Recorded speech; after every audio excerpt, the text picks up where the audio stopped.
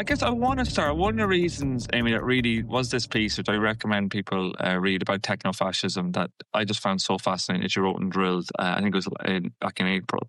And it starts with this Mormon community, this religious community. You can see this strange convergence of tech bros and the religious side of zealots. Can you just unpack this story a bit for us? Like, how did we get to Saddle Creek? Yeah, I mean, I think that it's in this weird way. I mean, this is such a classic tech bro thing, right? They love to be like, we're disrupting this old thing and we're providing a new way forward, while all just repeating something that is very, very old. And in this case, I feel like they are embracing really a lot of the ideas that are involved in end days religious beliefs, where, you know, they're a special chosen people.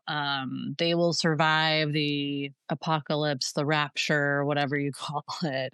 They will go on to, you know, some new planet or realm.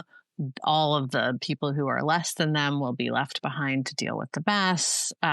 All of that is very present in the way that, you know, Peter Thiel and his kind of ecosystem. This is Peter Thiel from Palantir. We've written a lot about Palantir recently. Yes, this is This is. I mean, it's funny. Like, people used to refer to his sort of cohort as the PayPal mafia, and now I feel like it's the Palantir mafia. But it's the same group of people, basically, who really like have, you know, they describe themselves as being sort of, you know, the smart guys in the room, the rational thinkers, the people bringing logic to all of these things, but they have a very wacky ideology. And they're not shy about it. That's the thing that, like, I find really interesting, is that these guys have been talking about this stuff very publicly for a pretty long time.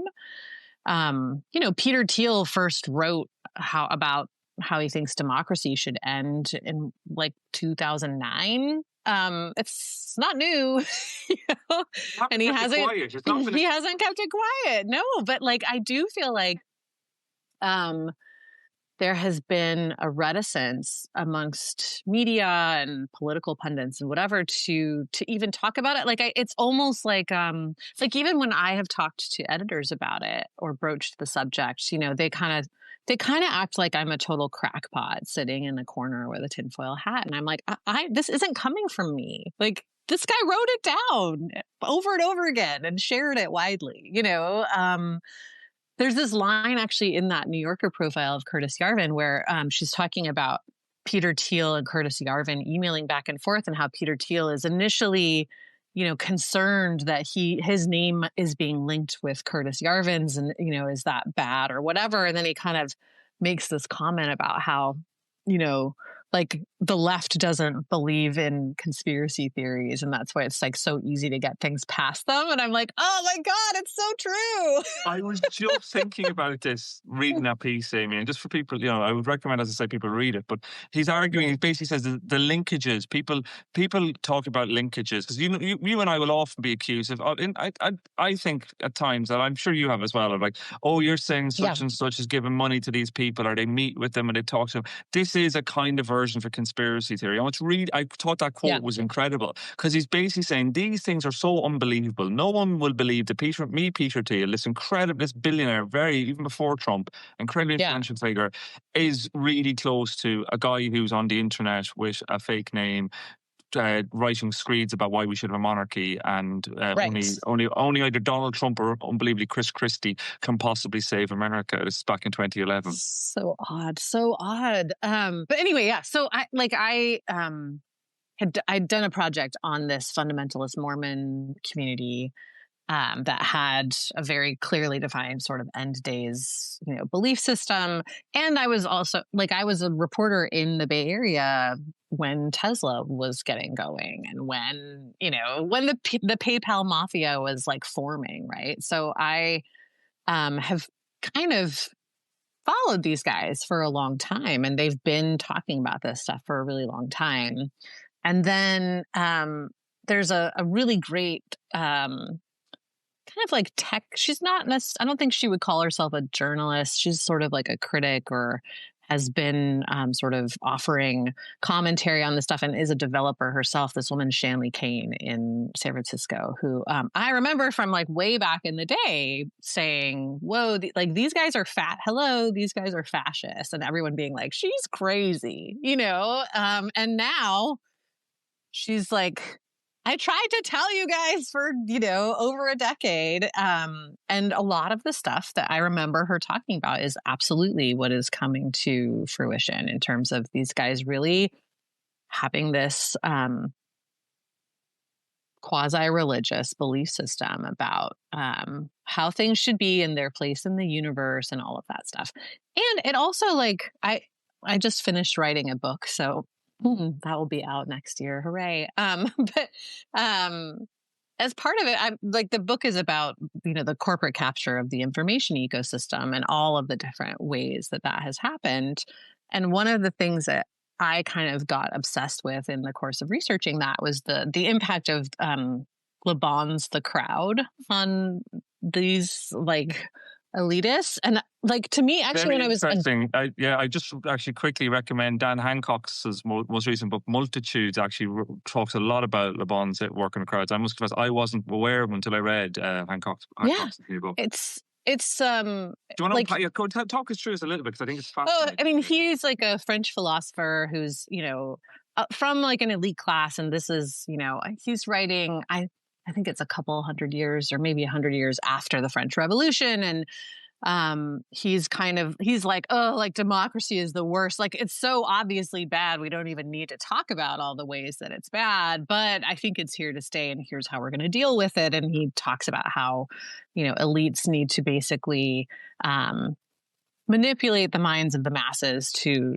you know, go along with their goals and plans and whatever. And he is very disparaging of the public as, you know, sort of these unwashed masses and these, you know, wild, uncontrolled mobs and this, that, and the other. It's so like everything Curtis Yarvin says feels to me like it's lifted directly from Le Bon. I was surprised that the New Yorker didn't mention it, because like some of the stuff he said, I mean, it's like a direct quote from that book, you know, and we know that, like, you know, Hitler was a big reader of that book. All the Rockefellers, friends with Mussolini, actually, they were pen pals together. Actually. Yes. Like he was kind of like he was the philosopher of the first wave of fascists back in the day, and now you have this guy Curtis Yarvin who is borrowing almost entirely from that, you know, kind of mindset. And it's also this thing of, like, you know, that Yarvin promotes as well, the idea that most people in the general public are not smart enough to be trusted with a vote.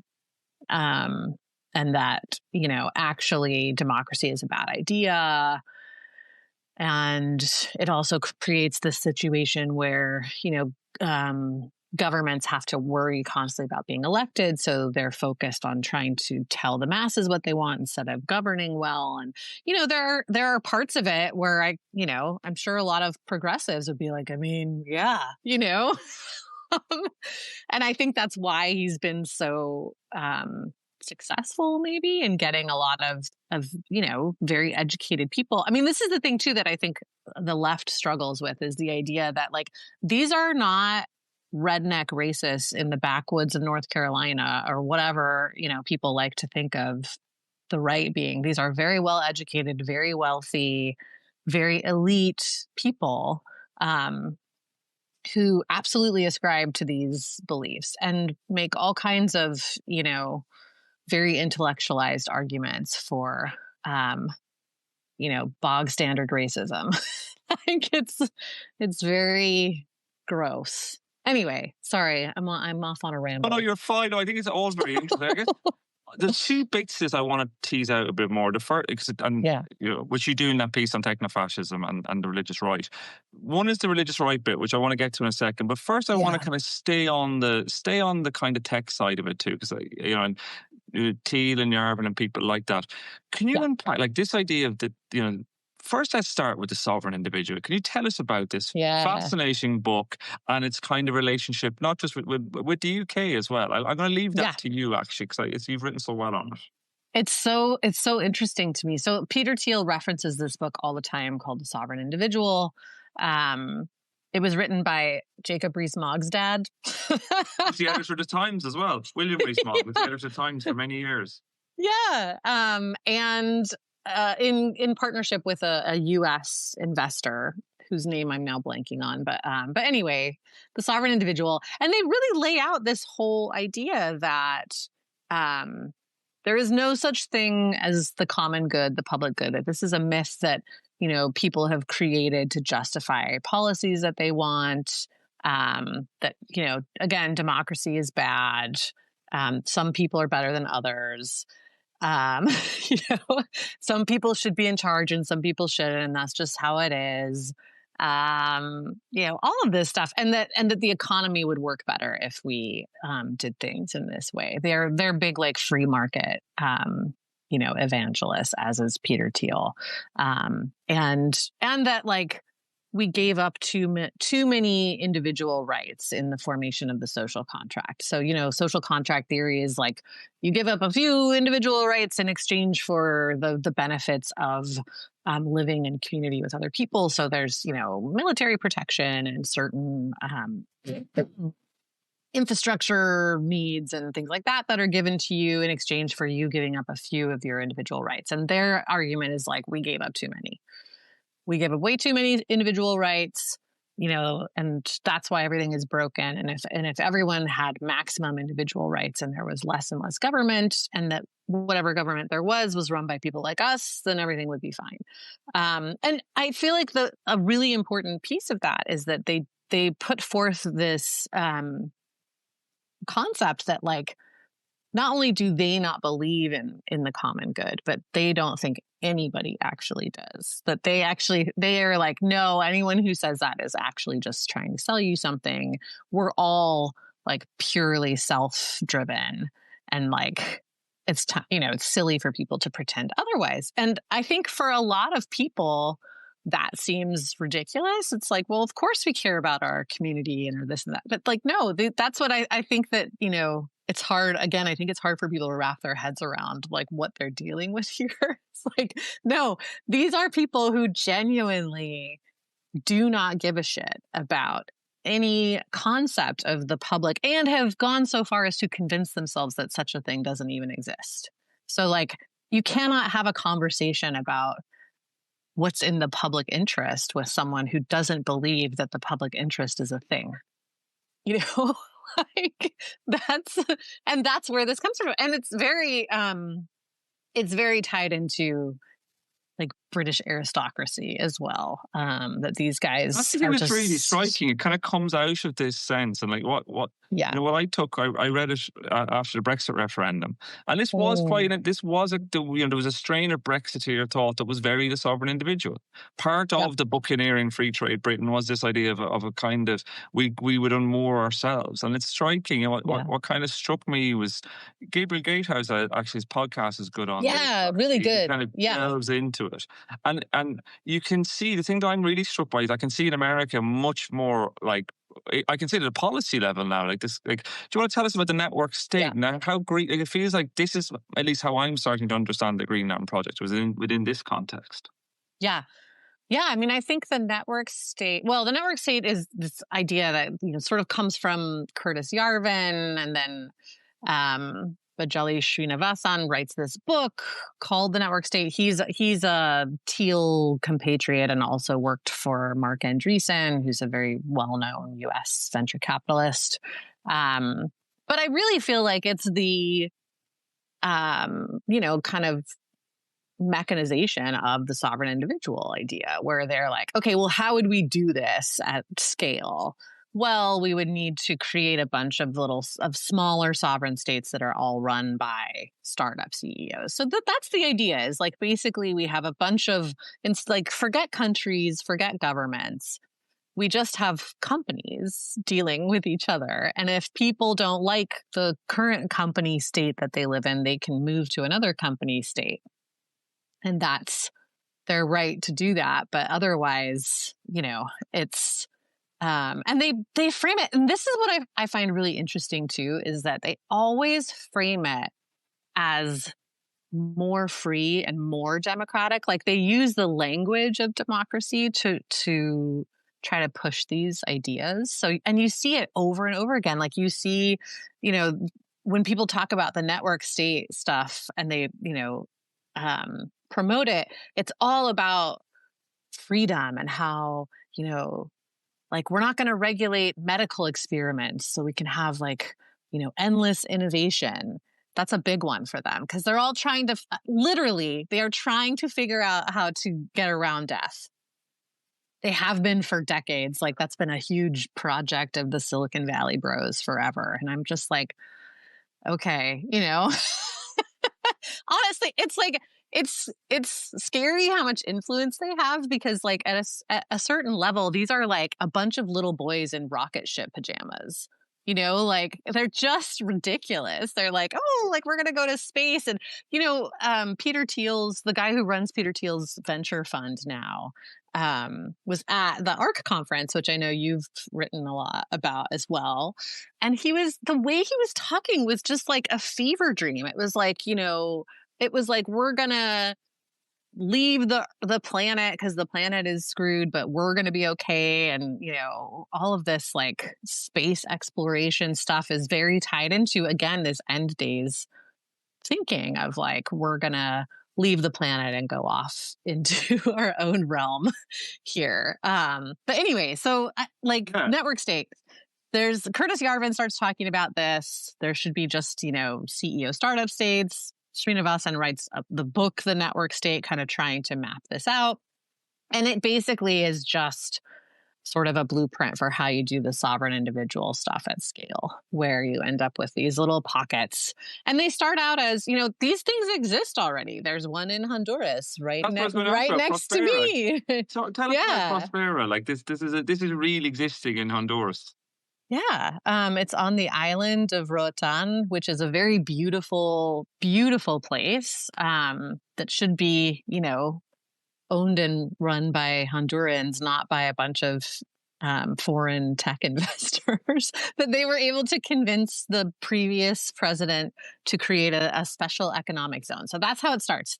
They get a special economic zone that has unique rules. So either there's no tax, or there's lax regulation around certain things, or all of the above, right? So they get that set up. Then they build a community. A lot of these things start as virtual communities. So, like, there's the one that's been trying to buy Greenland forever, which is why the U.S. is obsessed with Greenland now. That one has been just virtual for 5 years or something. And they have, like, I don't know, a couple thousand citizens who, you know, belong to this thing.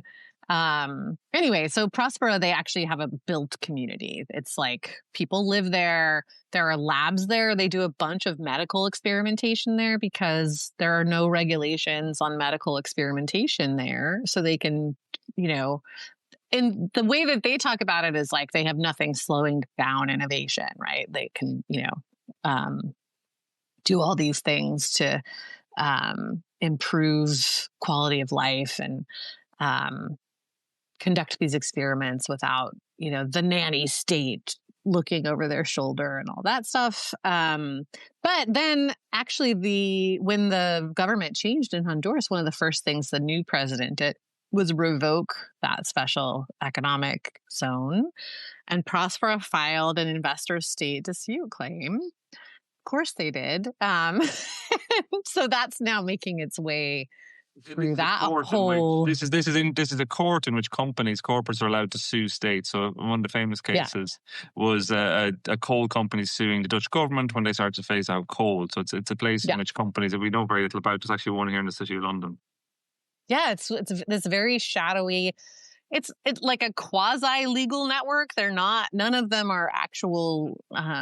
You know, actually have like a legal authority, but they're governed by free trade agreements. You know, there's a clause in most free trade agreements that says that, you know, they will submit to these arbitration proceedings if a company feels like the government has, you know, significantly changed the math for them in a way that damages their investments. And it was created, ostensibly, like the excuse given for it always is like, well, what if like you open up a factory in Latin America and then like a dictator comes in and seizes all, foreign owned property or whatever, right?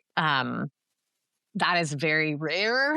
Usually it's just used by companies who don't like the way that policy is going. It's like their backup plan for, if democracy actually works, then they have a fail-safe. Anyway, so yeah, Prospera filed one of these. So that's ongoing. Now there's this like crossover into my other favorite universe, and I know one of yours as well, the Atlas Network, because this woman, Magatte Wade, who runs the Center for African Prosperity, which is part of the Atlas Network, has announced just don't spool the Atlas Network is this constellation of kind of think tanks, neoliberal think tanks, often don't declare their donors, huge constellation. Groups in the UK, like the Institute of Economic Affairs, are part of it, but then there's all this huge network around the world. Very influential. Yeah. Several of the think tanks that were involved with Project 2025 in the US are part of the Atlas Network as well. They have numerous entities in Latin America, Africa, Europe, all over. Almost 600 think tanks now. All of the Koch brothers think tanks are part of it too. It's a whole global thing. But yeah, this woman who works with them has now announced that she's going to build Prospera Africa. So she's all in. She's in all the Prospera promotional videos, and it's fascinating. It's just, you've written well on it. I can see there's some good comments there. I see Lucy and Simon like talking about Nafaz Ahmed. Byline Times has done work on this. Quinn Sulkotian's books are very good as well. Actually, we had Quinn. I interviewed Quinn for Democracy for Sale recently about Hayek's Bastard, so I'd recommend them too. One place I kind of find myself wanting to talk about with you as well is about cryptocurrency. I even for what the Trump administration in many respects it constantly. You are like, oh wow, you are doing all of this, you are doing it. But the bit I cannot get over in some respects is the way in which they're devaluing the dollar to make room for crypto. Trump personally benefits from it. Trump personally is benefiting from these, it makes the kind of corruption even I've reported on in the past look like such small beer. Like these, he has these meme coins you can't actually sell. He's made an estimated $700 million so far. And what this bit that's interesting to me is that the cryptocurrency world also sees Trump as their vehicle. Like David Bailey, very influential in that world, has called Trump as a vessel for Bitcoin. There seems to be this, the Justin Sun case, which is really worth looking at. He's bought like millions of Trump's coins, and then the FCC delays its case looking into him. Like we can see, it looks like this. Am I wrong in saying that what the kind of products that underpin these kind of tech regimes, which is and things like cryptocurrency, have just put such rocket boosters into the potential for corruption, like really just changed the game in a way that I don't think any of us have really, really reckoned with yet. Yeah, completely. And again, crypto loves to wrap itself in the language of democracy, right? It's decentralized banking. It's, getting away from what do you love bankers, Peter? Do you? Exactly. No, exactly. I look back, people end up having arguments where they think, in favor of, I find in favor of why Trump's tariffs are bad. And I'm not an economist. What, is this? They're able to use the language of democracy very skillfully, I think. They are, yeah. So they, it's like, oh well, this is actually better for everyone, this and that and the other. But the reality is, and again, this is stuff that they have been saying for a long time. Peter Thiel has talked about it. Curtis Yarvin has talked about it. Elon Musk has talked about it openly, that to accomplish the network state plan, first, they basically have to get rid of the United States. And one of the ways that they're going to do that is to devalue the dollar and replace it globally with cryptocurrency. That's the goal. They've talked about it openly multiple times. And there's nothing democratic about it. It's just a new, monarchy is what they want to create. It's very, and they're doing it. You know, like I see people talking about the tariffs and the economy and, you know, oh my, like, what is Trump doing? Like, he's going to tank the economy. He's going to tank the stock market.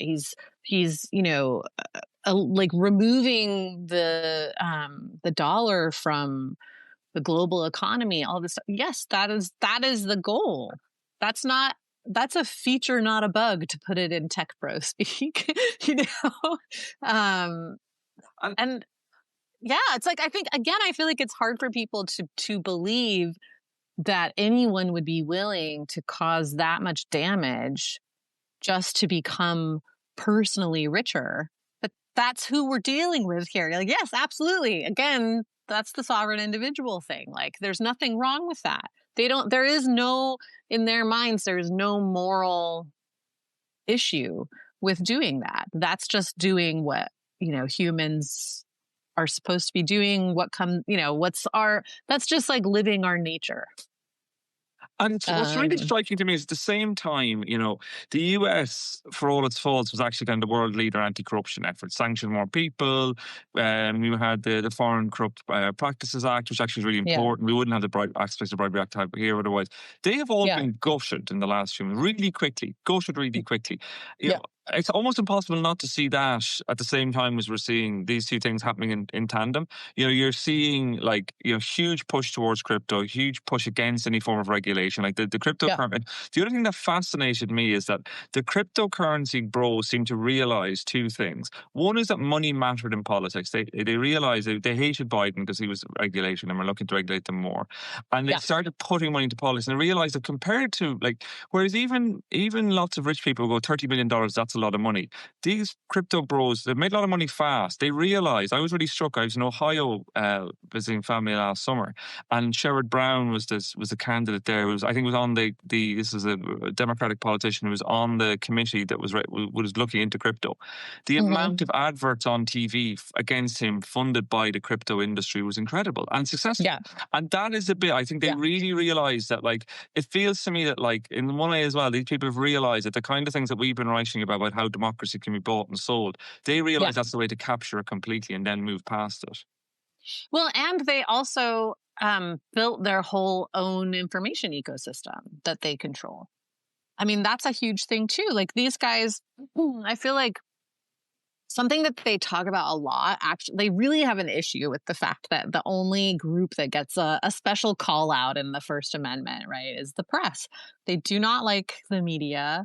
It irritates them that like there's this group that has this, you know, power or influence that they don't have. And they have very deliberately set about creating an alternative system that, by the way, also erodes the financial stability and credibility of the media that existed before. And again, they wrap it in the language of democracy and freedom. They talk about the internet and digital comms as akin to the printing press in terms of democratizing access and information and, you know, all of this stuff. And they talk about this is where you get all the arguments where, like, any regulation of social media is censorship, right? And, even though, like, the way that most digital platforms operate now, they don't have any of the responsibilities that a traditional publisher has to, you know, be accurate or fair or any of these things. Like, they have no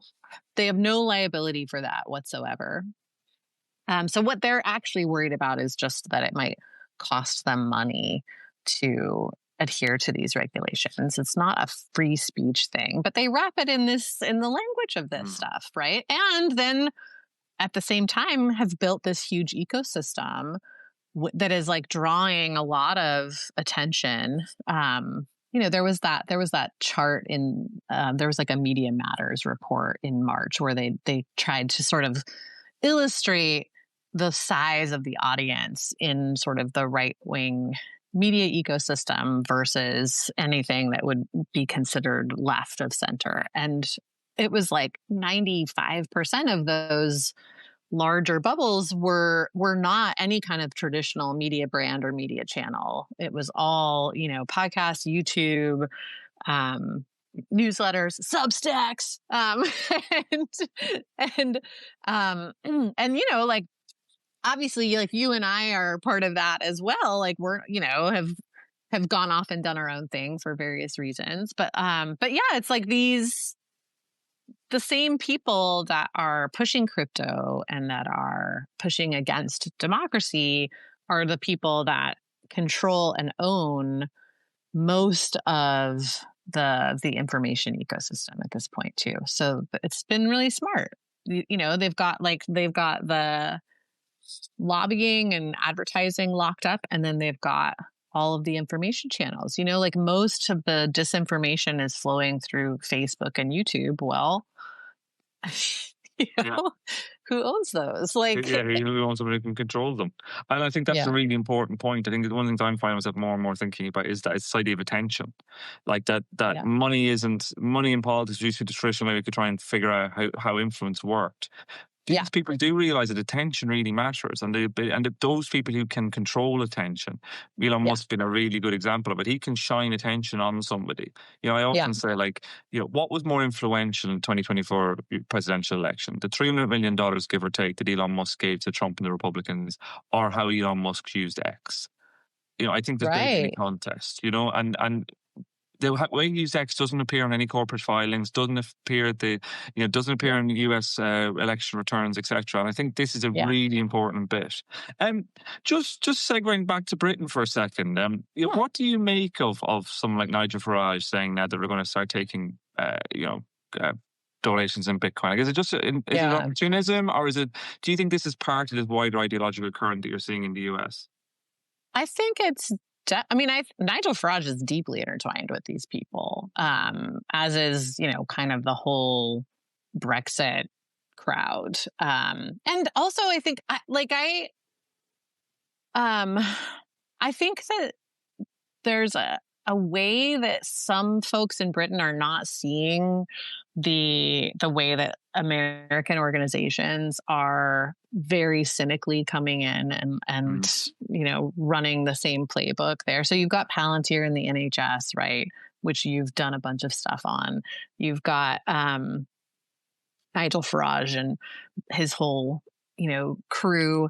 But then you also have, you know, the Heritage Foundation just opened up an American offshoot in the UK. Gibson Dunn, which is, like, you know, one of the best known and most aggressively, you know, anti-protest law firms for oil and gas, just opened a London office.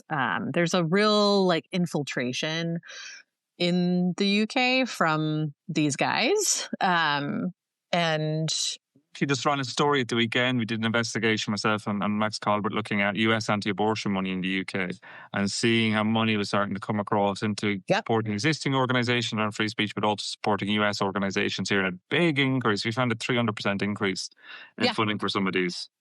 That doesn't surprise me, because a lot of those, you know, I when everyone was kind of up in arms about Project 2025, I did a spreadsheet just looking at all of the different organizations involved, because it felt to me like, I'm sorry, I misspoke before. It's the Heartland Institute. The Heartland Institute, opened in the US. Not the Heritage Foundation. But there's still plenty of links between the Heritage. You know, Heritage definitely know plenty of people in the UK too. Yeah. Well, I know at least one Heritage person who spends most of their time in the UK. In the UK, yeah. Even the ARC thing too has brought together, you know, that's actually what I wanted to take the conversation globally, all of the.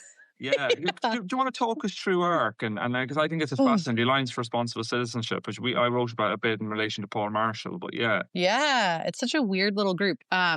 Big group. It's it's like the Voltron of the global alt-right. You know, it's all of these different people coming together. It's a bunch of former Australian prime ministers, UK politicians, and Brexit folks. Jordan Peterson is sort of the figurehead of the group now. And this was something I wrote about in that piece too, that it was interesting that this year you had the tech guys showing up too. They had a whole segment on AI, and there were people from Palantir there. There were people from, you know, Peter Thiel's universe there. Michael Schellenberger, who's like a a favorite obsession of mine. He's like, how do I explain him? He is like he was a PR guy for a long time. He was a PR guy for environmental organizations. At one point, he was actually Hugo Chavez's PR guy in the U.S. Oh, that's okay. Yeah. He's like horseshoe theory come to life. Like he was super far left, and then now he does the whole like reformed environmentalist, reformed leftist shtick. And he has become kind of Elon Musk's de facto PR guy. He's like going to Brazil and the EU and the UK, kind of pushing this like, content moderation is censorship thing. And he even has pushed the idea that even just having a label on content saying like this has not been vetted or whatever, that's censorship. That any kind of fascinating free speech has become the animating force as well. Because that I was struck by, I don't know if you might have seen the State Department's Substack last week, which I knew is worth. I wouldn't normally say this, but it's worth reading. In which they basically said we will meddle in overseas elections, in which there's free speech is at risk, because they talked about the designation of the AfD in Germany as an extremist organization. This is an organization which does have members who are neo-Nazi roots. And they've made it very clear. It's almost in some ways what we saw through the 50s, 60s, 70s and 80s in terms of the America being involved in overseas elections, which we did see. Yeah. But now it's turned it's not turned completely 360, but it's definitely turned 180. And what we're talking about is meddling in actually like in democratic polities to push candidates of the far right, frankly. There's no other really way to describe them.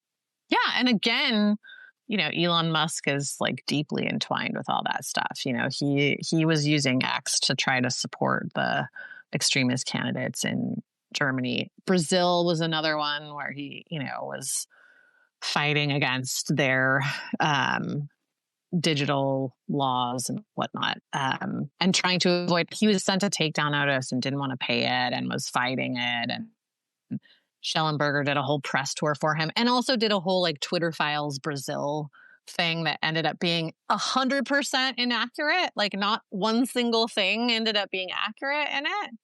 But it did what it was intended to do, which is get all of like the Bolsonaro supporters being like, yeah, Lula's censoring people. And,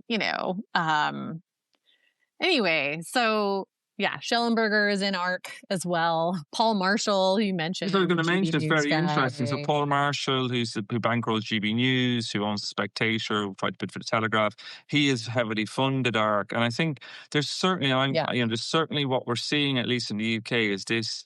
Although religion is actually really not part of public life in the UK, you are seeing a kind of element of evangelical Christianity around places like Holy Trinity, Brompton, and other churches that have a lot of sway into politics and are using, again, I think what we're seeing, which is so fascinating, is outside of the kind of party political structures that we've always seen and the way you might trace influence and money. I think me and you were probably both of us started seeing that quite early in terms of looking at these think tanks and looking at academies, looking at universities, looking at these third parties that aren't necessarily political parties and how they influence our politics. But that feels to me like that's really got rocket boosters on it now. Yes, 100%. Yeah.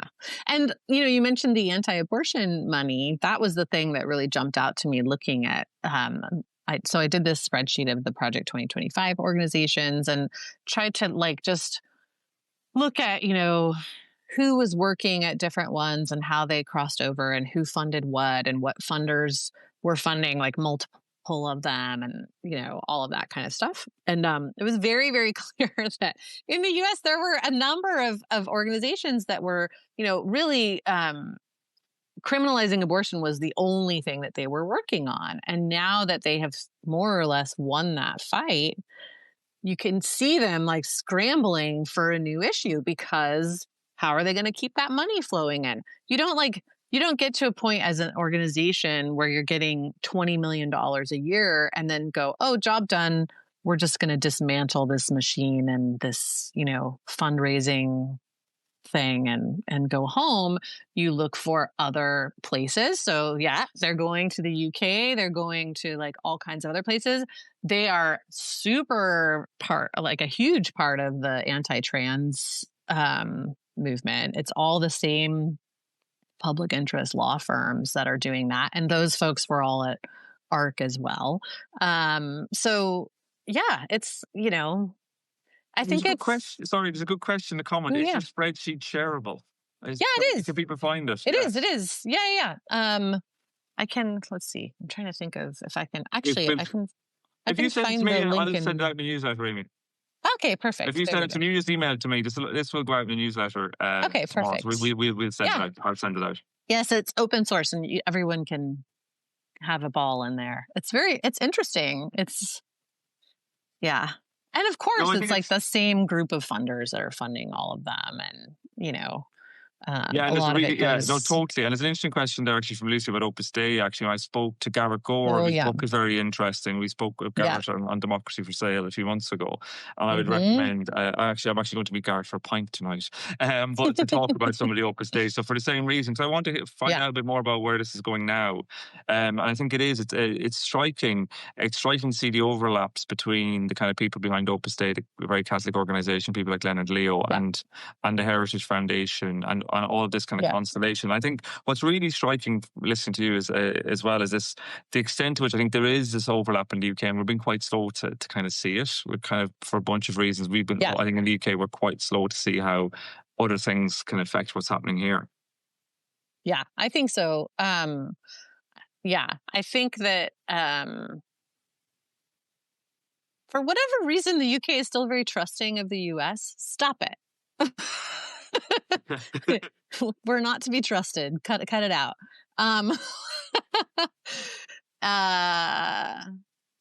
It's weird. I don't understand. It's like, and I think also there is a sense of like, oh, well, maybe that will happen to those like dumb Americans, but it won't take root here. But it already has. I also feel like, I have family in Scotland, and they were like totally taken in by all of the propaganda and disinformation around, the NHS and Brexit. That was like their main thing, was like, oh yeah, like if we stay in the EU, we're going to lose the NHS. They really believed it, and for them it was like the idea that was just completely made up and a lie was like kind of surprising in this way that I was like, oh, well, are you not used to politicians lying? They, that's what they do. But I do feel like maybe there's been more of a sense that you're not supposed to do that in the UK. I don't know, but I'm not sure about that. But there's definitely, I just think there's a tendency for us not to really look outwards and see how other people might want to. I think you could look at Russia, look at the Russia report here, even the role of China and Iran and Britain. I think we've been very slow in Britain. There's a question about Amy's article in the New Yorker. The piece it's not me. It's Ava Kaufman, but what I will be doing is sending around some links. I'll send a link to Amy's brilliant piece in Drilled. I'll also have an honourable mention as well as the New Yorker article by Curtis Yarvin.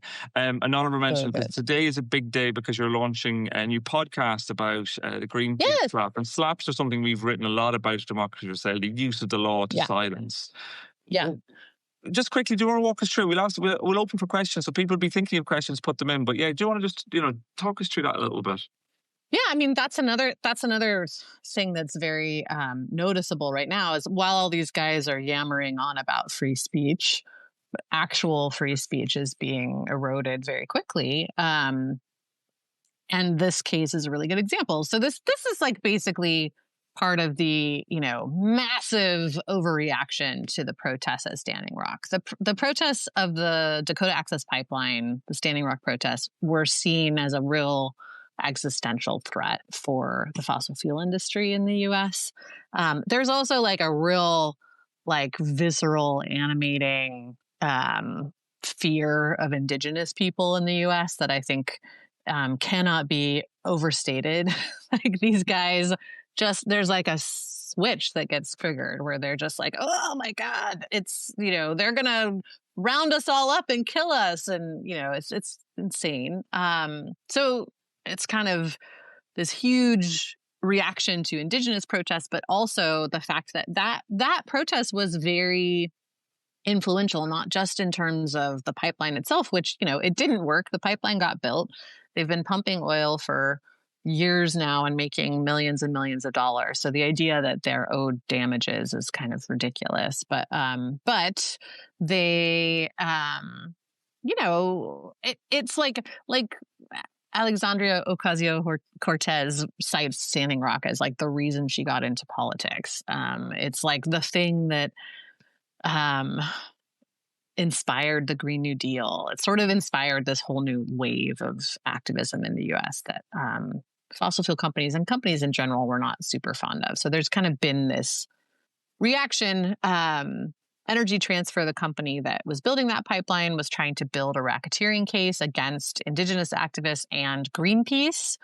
When they first filed that case in federal court, everyone was like, what are you talking about? Greenpeace was barely even present at Standing Rock. It got tossed out because they couldn't meet the requirements to prove racketeering.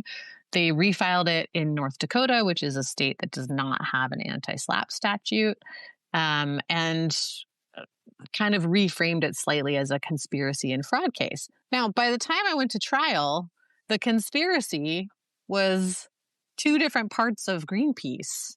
Like, they had dropped, all of the indigenous activists had been dropped. Any other groups had been dropped. And it was just like Greenpeace International, Greenpeace US, and the Greenpeace Fund. So like, apparently being part of an organization is a conspiracy.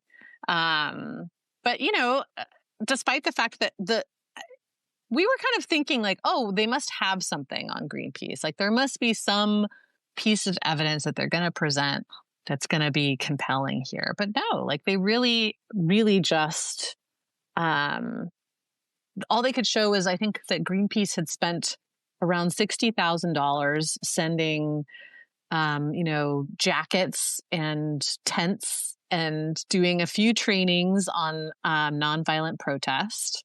And there were 6 different people who had some tie to Greenpeace who showed up at Standing Rock as well. That's all that they had. And they fucking won.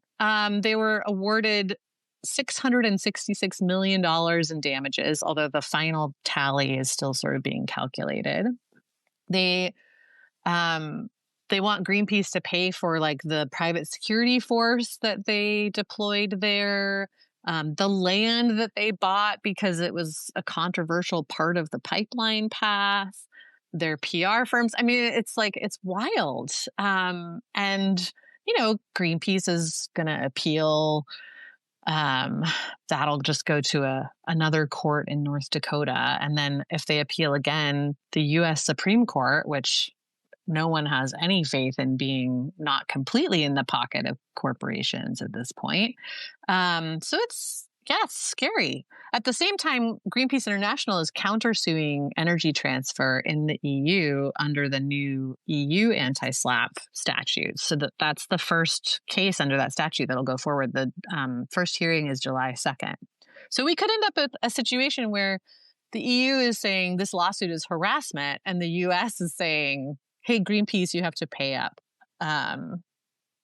Quite remarkable. This is probably the bit wild. In the UK, actually, we basically have almost no anti-SLAPP legislation. We've some on an economic crime, but with very little. We've written a lot about this. The cases of journalists been sued by, including Yevgeny Prigozhin, the head of the Wagner Group, and finding about that nothing had been done, had been done. It's quite remarkable, and the extent to which independent journalists in particular are hit by this, it's a kind of is a genuine existential threat. It's huge.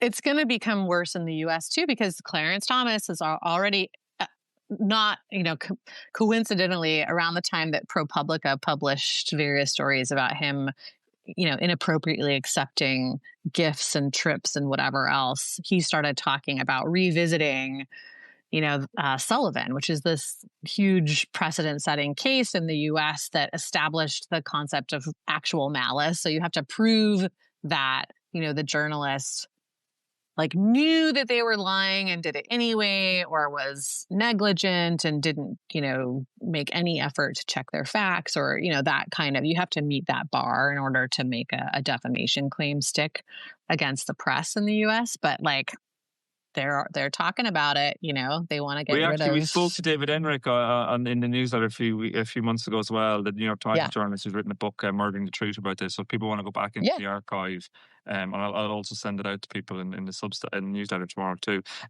Just before just a few questions. Just Phoebe's got a question. It's kind of a bit like my roundup question is going to be too. It's kind of like, where are the signs of hope in some ways? And I guess she's asking, like, any thoughts on how we can reach the voters that matter, particularly those who are considering voting for the likes of reform in the UK? Like, are there efforts in the US to do this at a mass scale? Like, how do we counter this? Yeah, I mean, I think that like, I feel like, unfortunately, I'm seeing a lot of the politics in Britain going a very similar direction in the US, and I would include the Labour Party in that. And they're really like, they seem to be taking a page out of the Democrats' playbook in the US, which is a very losing strategy. To me, it's like, look, you do not bring, centrism to a fight with fascists. Like, that's not going to work. I think that, like, in terms of, people who might be tempted to vote for reform, I feel like actually the left has a lot better story to tell those people in terms of labor rights and looking after people and all of that kind of stuff that, like, I don't know. I don't really know why we've kind of gotten to this place where people are sort of afraid to say like radical things like, everyone should have a house, or like people should be able to eat. I don't know. Like, these are really basic concepts, but like, it's wild to me that like the actual elitists are the ones that have somehow managed to position themselves as like the party of the people. Yeah, I don't know. Anyway, so yeah, I would say, I mean, I feel like it's the same answer I always give about things that give me hope / what do we do about this? And it's community organizing. You have to like start at the local level. You have to remind people that like, you're a human too, and you have a lot of the same issues that they do, and you understand where they're coming from, and, allow them to voice their concerns and, get people organized and together. I feel like the things that I see that are somewhat hopeful are, there's been an explosion in mutual aid groups in the US. People are actually protesting a lot. It's not getting anywhere near the media coverage that it should be getting, which is scary also. But people are like, trying to organize and really stand up. And that's what it's going to take. The reason all this is happening is that they're afraid of the masses. So like, let's make them afraid, like they should be afraid. Right now, we're all just like, oh no, what do we do? But like, actually, we have a lot more, power than they do if we get together. I think that's a really good place to end this conversation. I would also say, following the likes of the Drill Media and their podcast, I'd say following Amy's work, support, like I would say, I guess, it's in my interest to say support in independent journalism. But I do think it's really important that we have as many voices as possible, and people are pulling this stuff out. And we've often seen, and I think it's really striking in your work. I can't wait to read your book as well, Amy. I'm very, I'm really excited about it. But we've seen, often we can see these threads were apparent before, and it does often take people from the margins to bring them forward. But I just want to say huge thanks to you for your work, for being here. I've really massively enjoyed this conversation, and we could have probably gone on for a few days. Yeah, I know you're about to have a power outage in Costa Rica. I am, yeah. So we're up against the deadline. At least they planned it today, so that's good. It's not a surprise. They knew it was coming. But yeah, thank you so much, and thanks to everybody who's turned up, and thanks for all the comments and the questions. It's really appreciated, and thanks for your support for Democracy for Sale as well. It's hugely appreciated.